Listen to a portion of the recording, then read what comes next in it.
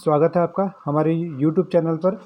तो आज के वीडियो पे हम राजनीतिक विज्ञान छत्तीसगढ़ राज्य ओपन स्कूल का जो परीक्षा है उसका राजनीतिक विज्ञान का आंसर देखने वाले हैं। ठीक है, तो यहाँ से आप देख सकते हैं। सबसे पहले हम यहाँ पास देखेंगे राजनीतिक विज्ञान में आपको क्या क्या प्रश्न दिया गया था। चलिए देखते हैं। तो सबसे पहला प्रश्न है आपके पास।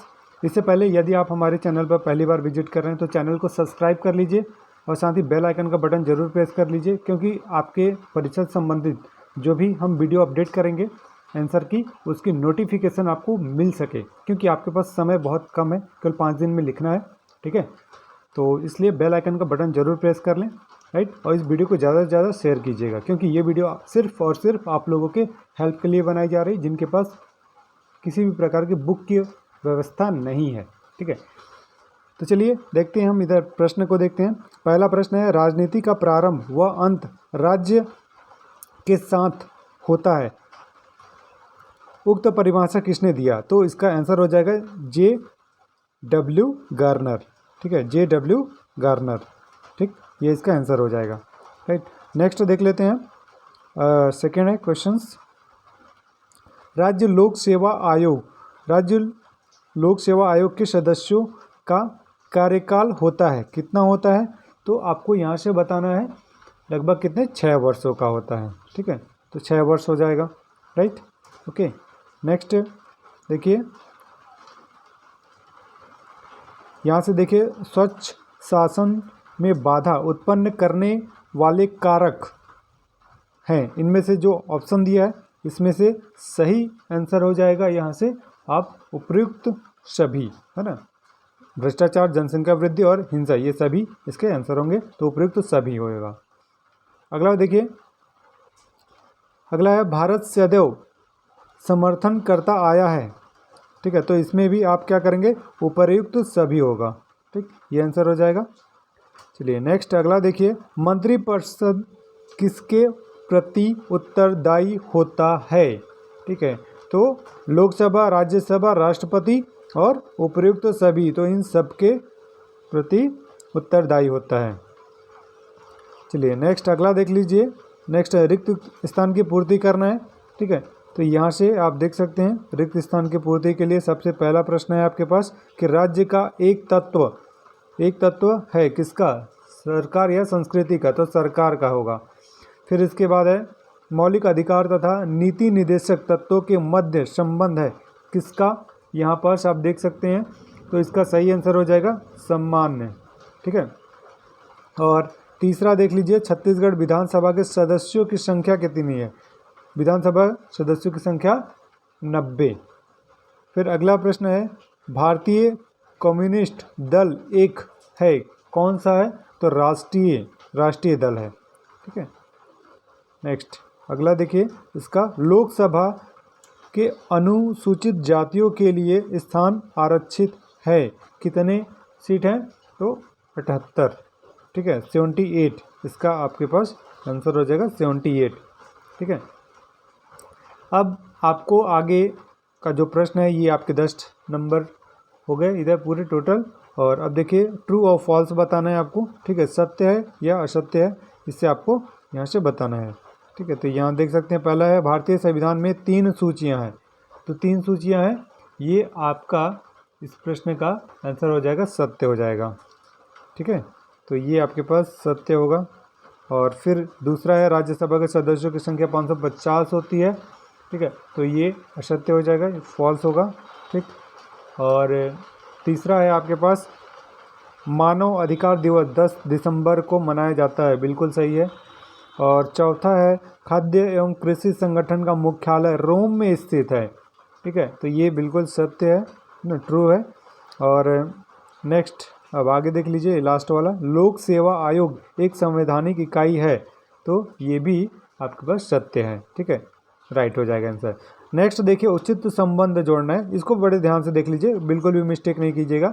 इंग्लिश मीडियम वाले स्टूडेंट भी, ये आपके पास लगभग ये 20 मार्क्स के क्वेश्चन हैं, आप बड़ी अच्छे से देख लीजिए, है ना। सेम टू सेम कर सकते हैं, इसमें कोई ज़्यादा दिक्कत नहीं है, आपको लिखने में भी कोई प्रॉब्लम नहीं होगी। ठीक है, तो देखिए, राज्यपाल की नियुक्तियाँ, इसका जो सही आंसर होगा वो होगा 5 वर्ष। ठीक है, ये 5 वर्ष हो जाएगा। फिर दूसरा मतदान का अधिकार, ठीक है, तो 18 वर्ष, ये आपको पता ही है, ठीक है। फिर स्टील प्लांट कहाँ है? भिलाई में है, ठीक। और शीत युद्ध किसके साथ हुआ? ठीक है, अमेरिका और रूस के बीच। जिलाधीश के कार्य क्या होते हैं? प्रशासन पर नियंत्रण, ठीक है। तो इसको आपको अपना कंप्लीट करना है, राइट। ओके, नेक्स्ट आगे देखिए। अब अगला आपके पास यहाँ प्रश्न है 2 से लेकर 13 तक का जो अति लघु उत्तरीय प्रश्न है उसका आंसर देखेंगे, ठीक है। चलिए अब इसका आंसर हम यहाँ से देख लेते हैं। देखिए यहाँ से दूसरा प्रश्न है सार्वभौमिक वयस्क मताधिकार क्या है? तो इसका उत्तर लिखेंगे आप। सार्वभौमिक वयस्क मताधिकार का अर्थ है कि सभी नागरिक जो अपनी जाति या शिक्षा, धर्म, रंग, नस्ल और आर्थिक स्थितियों की परवाह किए बिना 18 या उससे अधिक उम्र के हैं, वोट देने के लिए स्वतंत्र हैं। सार्वभौमिक वयस्क मताधिकार लोकसभा और राज्य विधानसभाओं के चुनाव का आधार है, ठीक है। ये चीज़ें आप यहाँ लिख सकते हैं, इसका आंसर, ठीक है। फिर दूसरा है छत्तीसगढ़ राज्य का गठन कब और उच्च न्यायालय कहाँ पर स्थित है? तो गठन 1 नवंबर 2000 को हुआ और ग्राम बोदरी बिलासपुर, उच्च न्यायालय हाईकोर्ट इसका बिलासपुर में है। अगला प्रश्न है शहरी स्थानीय निकायों के प्रमुख 2 कार्य लिखिए। तो यहाँ से आप नगर निगम, नगर पालिका, नगर पंचायत लिख सकते हैं, ठीक है। और डियर स्टूडेंट्स, वीडियो को ज़्यादा से ज़्यादा शेयर कीजिए जिससे कि सभी स्टूडेंट्स के पास जिनके पास टाइम कम है, जो 21 तारीख को प्रश्न पत्र ले चुके हैं, वो ताकि अपने समय पर, निश्चित समय पर सभी जमा कर सकें, ठीक है। ओके, चलिए अगला प्रश्न देखें। आपको इसको PDF चाहिए तो आप हमारे टेलीग्राम चैनल को ज्वाइन कर लीजिए या फिर व्हाट्सअप ग्रुप को ज्वाइन कीजिए, आपको वहाँ इसका PDF भी अवेलेबल करा दिया जाएगा। अगला प्रश्न देखें। जनमत निर्माण में आने वाली 2 बाधाओं को लिखना है आपको, ठीक है। फिर इसके बाद संप्रदाय के 2 कारण लिखना है, इसके आंसर आप यहाँ से लिख लीजिए, पूरा बिल्कुल सटीक लिखिए। और फिर अगला प्रश्न है, वीडियो को पॉज कर लीजिए, स्क्रीनशॉट कर लीजिए, आप उसको लिख सकते हैं।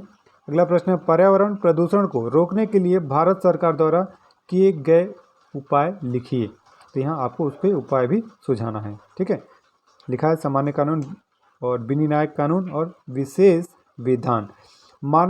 अगला प्रश्न, मानव अधिकार के सार्वभौमिकीकरण से आप क्या समझते हैं?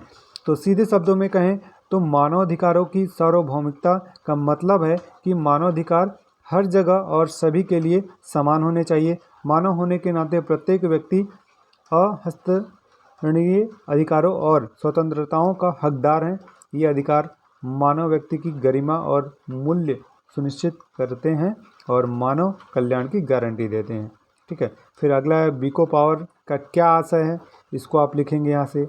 फिर अगला प्रश्न है CTBT का नाम लिखिए, बिल्कुल सटीक है तो आप यहाँ से लिख सकते हैं।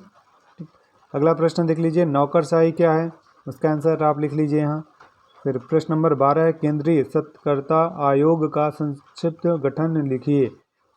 फिर है वैश्वीकरण के 2 बुरे प्रभाव कौन कौन से हैं, ठीक है, उसको आप लिख सकते हैं, ठीक है। यहाँ से आप इसको कंप्लीट कर लीजिए, ठीक।